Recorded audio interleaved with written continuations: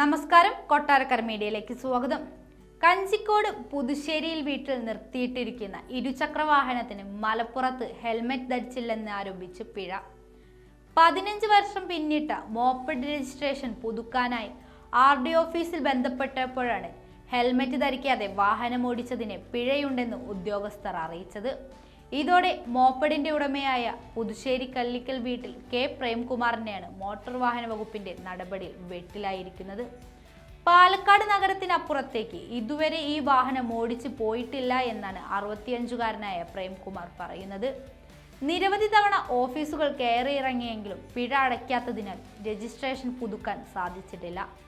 ഇതേ തുടർന്ന് ഗതാഗത വകുപ്പ് മന്ത്രിക്കും ആഭ്യന്തരമന്ത്രിക്കും പരാതി നൽകി കാത്തിരിക്കുകയാണ് പ്രേംകുമാർ. 2023 ഒക്ടോബർ 19-നാണ് രജിസ്ട്രേഷൻ പുതുക്കാനായി മുഴുവൻ രേഖകളുമായി പ്രേംകുമാർ RD ഓഫീസിൽ പോയി അപേക്ഷ നൽകിയത്. പുതുക്കിയ RC ബുക്ക് തപാലിൽ അയക്കുമെന്ന് ഉദ്യോഗസ്ഥർ അറിയിച്ചു.